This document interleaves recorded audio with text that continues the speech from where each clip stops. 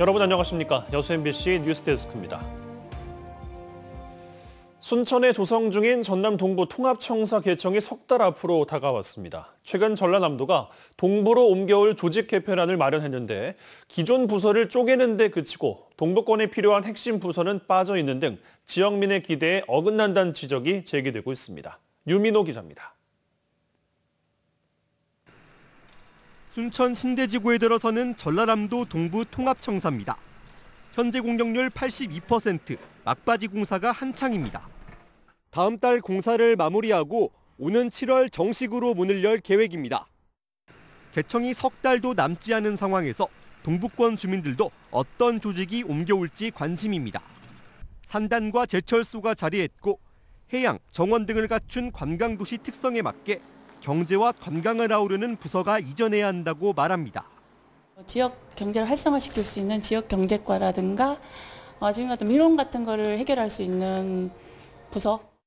서남권보다는 이쪽 동남권 쪽이 훨씬 관광 인프라가 더 좋잖아요. 하지만 부서 이전을 앞두고 전라남도가 내놓은 조직 개편안이 윤곽을 드러내면서 지역 반발 기류가 확산되고 있습니다. 전라남도가 마련한 안에 따르면 기존 동부본부에 있는 환경산림국이 환경국과 문화 관련 2개 부서를 더한 문화산림 휴양국으로 쪼개집니다. 여기에 일자리 경제본부와 여순사건 지원단이 이전하는 것으로 알려졌습니다. 말이 4개 실국이지 동부권에 필요하고 동부권 주민들이 요구하고 있는 핵심 부서는 전부 빠져 있다는 게 중론입니다.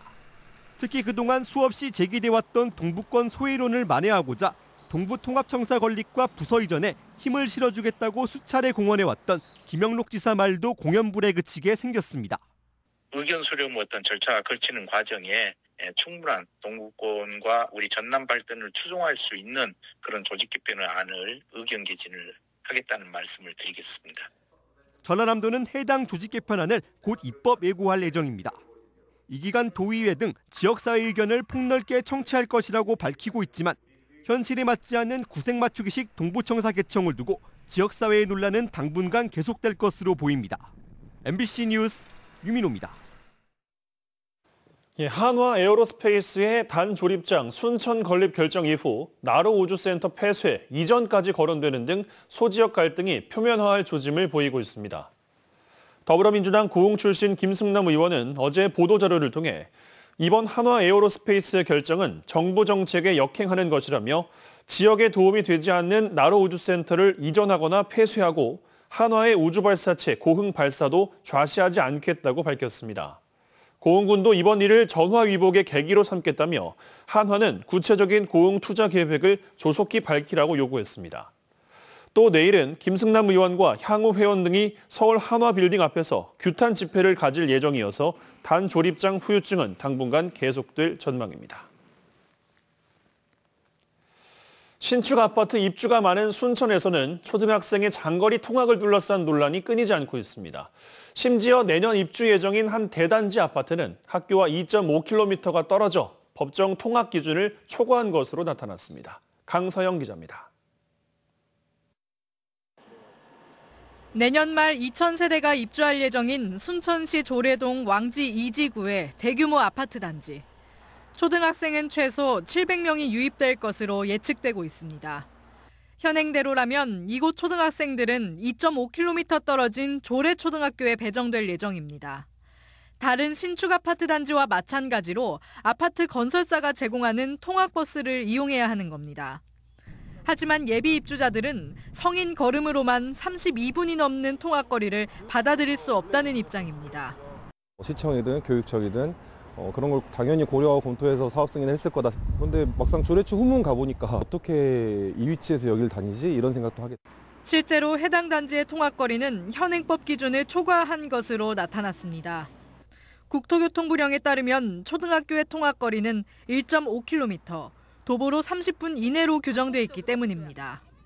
전라남도 교육청은 법정 기준을 초과하는 건 맞지만 아파트 사업자가 통학버스 운영안을 제시했기 때문에 조례초등학교 통학이 가능하다 판단했다고 밝혔습니다. 순천시는 이에 대해 아파트 사업자와 주택조합, 도교육청이 통학 대책을 협의했기 때문에 허가에는 문제가 없다는 입장입니다. 논란이 불거지자 시청과 교육청이 형식적인 행정에서 벗어나 적극적이고 능동적으로 학교 배치 문제에 대응해야 한다는 주장도 제기되고 있습니다. 이 아이들의 안전권이나 통학 안정성은 누가 보장을 할 것입니까? 아파트를 따라서 학교는 당연히 따라가야 된다고 저는 생각을 합니다. 학령 인구는 줄어드는데 신도심이 우후죽순 개발되면서 현행법 기준을 넘어서는 장거리 통학 문제가 해결해야 할 새로운 교육 현안으로 자리 잡고 있습니다. MBC 뉴스 강서영입니다. 순천만 국제정원 박람회가 늘어나는 관람객에도 불구하고 원활한 교통 흐름으로 좋은 평가를 받고 있습니다. 순천시와 조직위원회는 지난 15일 하루 최다 방문객인 20만 명이 입장했지만 박람회장 주변 교통은 양호한 소통을 보였다며 이는 사전 예측을 통해 교통 대책을 선제적으로 준비했기 때문이라고 분석했습니다. 순천시는 특히 이번 박람회 교통 상황을 종합 관리하기 위해 첨단 IT 기술을 접목한 지능형 교통 시스템을 도입했으며 주차장도 10년 전보다 134% 늘리고 대체 교통수단, 차량 이부제 등을 시행하고 있다고 밝혔습니다. 순천만 국제정원 박람회 개막 3주째를 맞아 큰 흥행을 이어가는 가운데 전국 각지 KTX 열차와 화물차들도 박람회 홍보에 적극 동참하고 있습니다. 순천시와 조직위에 따르면 서울역과 용산역 전광판에 정원 박람회 미디어 아트가 송출되고 있고 전국 32곳의 코레일 주요 역사와 여행센터에도 박람회 홍보물과 홍보 영상이 제공되고 있으며 KTX 열차 내 외부에는 홍보 포스터와 래핑을 통해 정원 박람회를 홍보하고 있습니다. 또 순천시 화물차 기사들의 모임인 길벗회는 전국을 누비는 화물차에 일제히 정원 박람회 홍보물을 부착해 자발적으로 박람회 홍보에 적극 나서고 있습니다.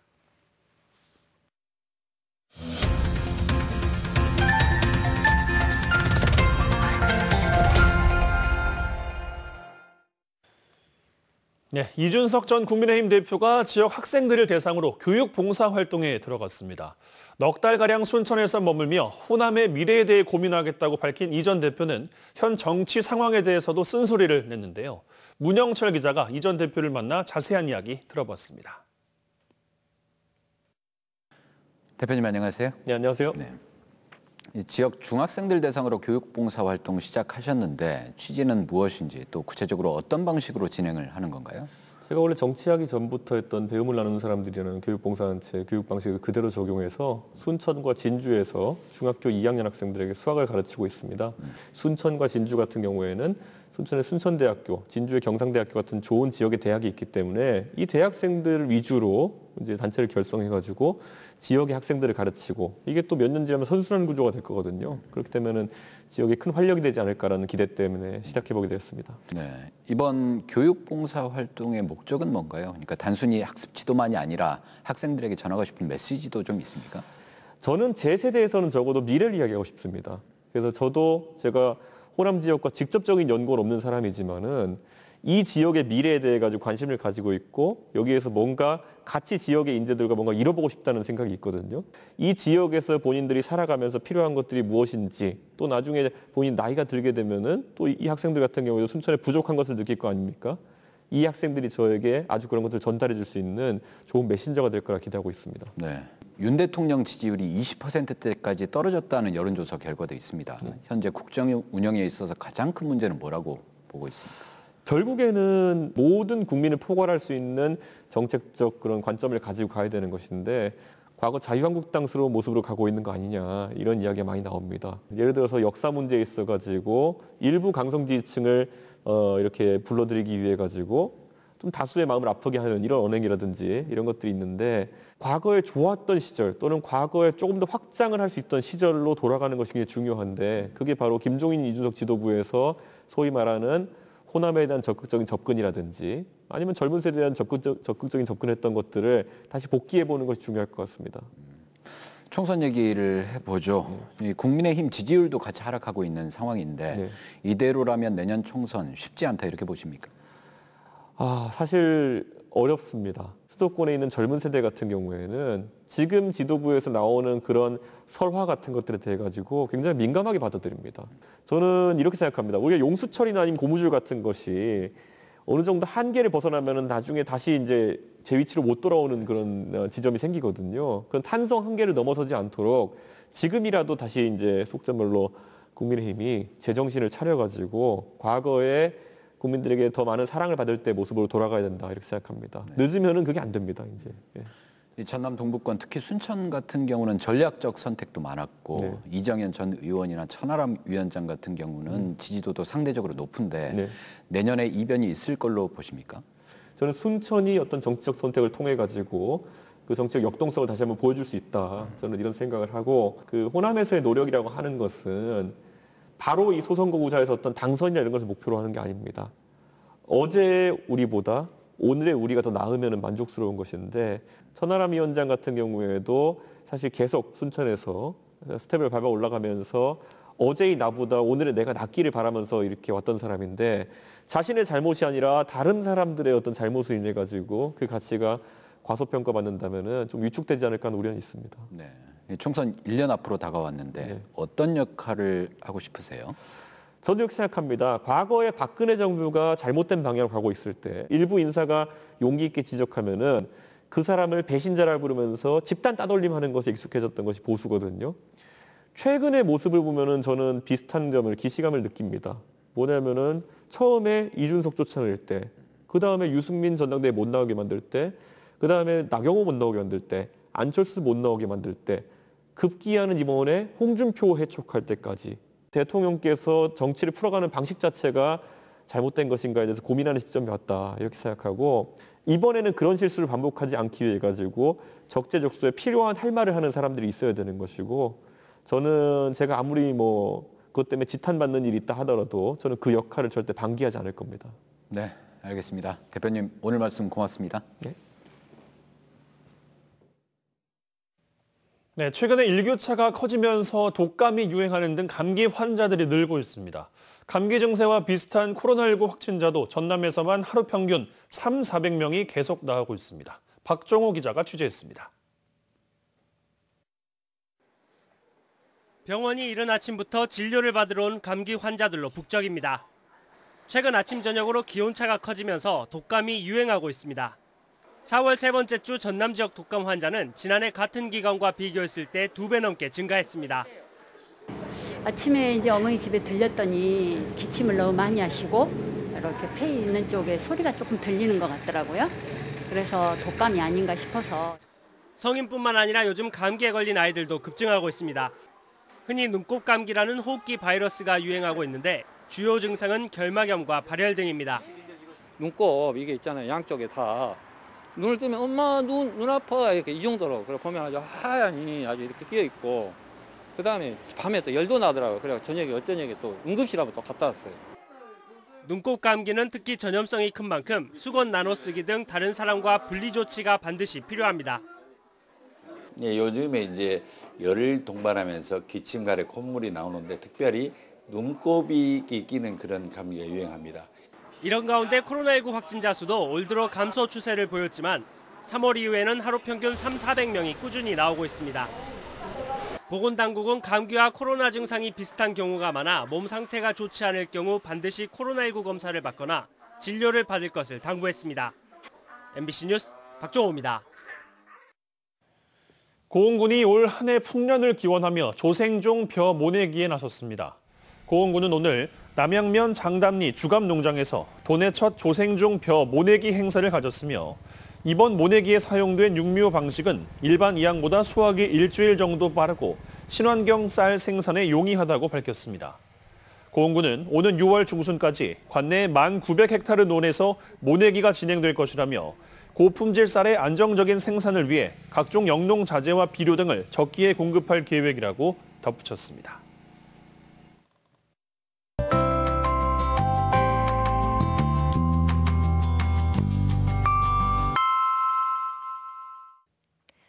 날씨와 생활정보 정리해드리는 생활포커스입니다. 최근 천연기념물 수달이 자주 포착되고 있습니다. 오늘 아침에 수달이 발견된 곳은 여수 미평 수원지인데요. 미평동 주민 최혜용 씨의 제보 영상을 보시면 수영을 마친 수달이 바위로 뛰어올라 숲으로 사라지는 모습이 포착됐습니다. 전라남도가 지역 내 청년들의 안정적인 미래 준비를 지원하는 2023 청년희망 디딤돌 동장 신규 대상자를 모집합니다. 전남에 거주하며 소득과 근로경력 등 일정 자격을 충족한 19세에서 39세 청년이라면 읍면동 주민센터에서 신청할 수 있습니다. 여수해양경찰서가 직원들과 시민들이 보관 중인 헌혈증을 기부받아 어려운 이웃에게 전달할 예정입니다. 이와 함께 해경은 모레 혈액 수급난 해결을 위해 직원 단체 헌혈에 나설 예정입니다. 한 주의 시작은 대체로 맑고 포근했습니다. 내일 아침엔 작은 우산 챙기시는 게 좋겠습니다. 광양과 순천을 중심으로 흐리고 한때 비가 오겠는데요. 예상되는 비의 양은 5에서 30mm입니다. 수요일인 모레 아침엔 전남 동부권 전역에 비가 내리겠고요. 내일 미세먼지 농도는 보통에서 좋음 단계를 보이겠습니다. 기온은 오름세를 보이겠습니다. 내일 최저 기온은 12도, 최고 기온은 23도까지 오르겠습니다. 10도 안팎의 큰 일교차에 유의하시기 바랍니다. 전남 동부 지역 내일 지역별 기온 보겠습니다. 아침 기온은 여수 14도, 순천, 광양 12도, 한낮 기온은 여수가 20도, 고흥 21도, 순천 23도로 오늘보다 3도가량 높아서 포근하겠습니다. 내일 해상에는 앞바다를 중심으로 흐리고 한때 비가 오겠습니다. 바다의 물결은 1에서 2m를 일겠고요. 먼바다에서는 1.5에서 최고 3m를 웃돌며 높아지겠습니다. 여수의 내일 만조 시간은 오전 8시 3분, 간조 시간은 오후 2시 3분입니다. 지금까지 생활포커스 송유라였습니다. 한국해비타트 전남 동부지회가 오늘 광양에서 희망의 집짓기 기공식을 갖고 본격적인 사업에 들어갔습니다. 전남 동부지회는 올해 희망의 집짓기 사업 대상지로 광양읍 우산리를 확정했으며 올해 말까지 2개 동 12세대 규모의 공동주택을 건립할 계획입니다. 올해 신축되는 주택은 신혼부부와 다자녀 가정, 독립유공자 후손 등에게 분양될 예정입니다.